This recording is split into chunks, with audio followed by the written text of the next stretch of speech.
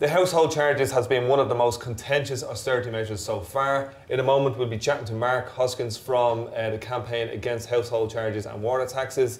But first we're going to watch a little information video. 1.8 million households were required by law to pay the household charge by the March 31st deadline. The government says this new tax, starting at €100 per household, is needed to help fund local services. However, opponents argue that the charge, which is levied at the same rate for everyone, regardless of the value of their home, is unfair and will disproportionately affect the least well-off. A boycott campaign against the charge has garnered support throughout the country, culminating in a rally attended by 3,000 people at the National Stadium in Dublin on March 24th.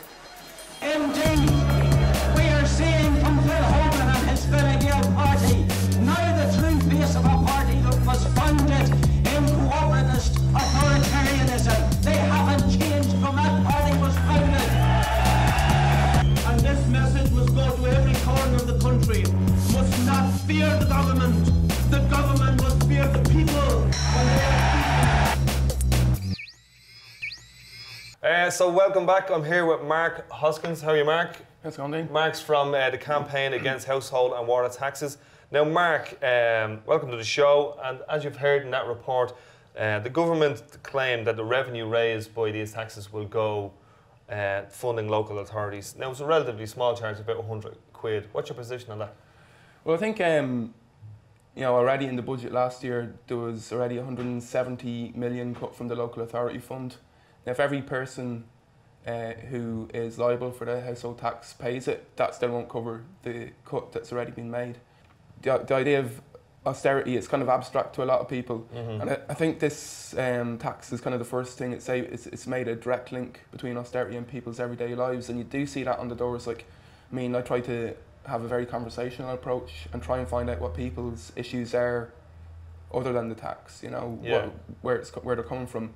And generally you just hear that, you know, people can't pay their bills anymore, they're worried about being able to send their kids to school, about being able to pay their car tax, all these things, and that's where they're drawing the link to austerity. They know they've been screwed already. Which is a nice approach, which is what politicians should be doing, but what they're doing, what the government are saying is, if you don't pay it, there's going to be sanctions. Do you think people are afraid of those sanctions?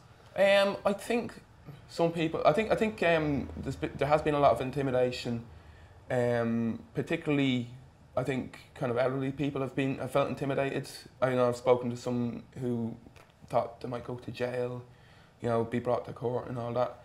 But and I think it's quite interesting that has happened.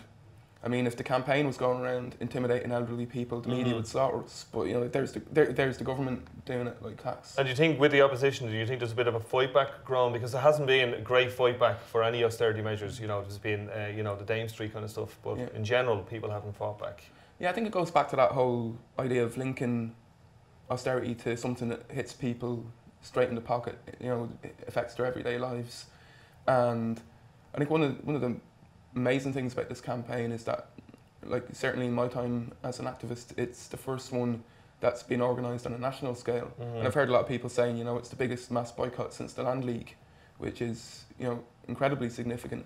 But I think one of the reasons why you haven't had much resistance to austerity so far is that we don't really have organisations capable of fighting against austerity.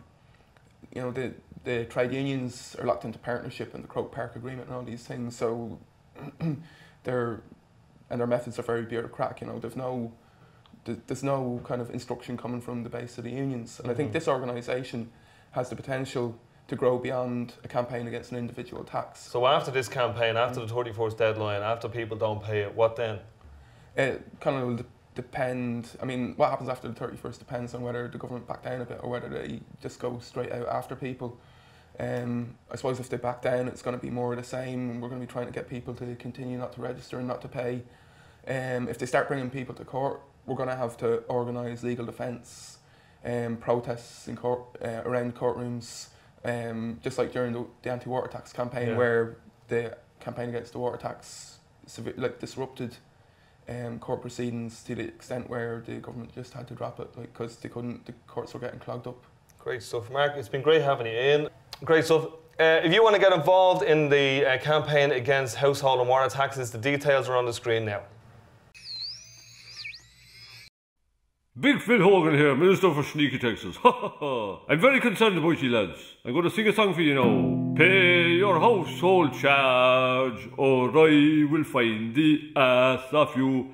Pay up now, or the lot of you will be criminalised. Pay your €100, regardless if you're rich or poor. It pays for the roadworks and traffic cones.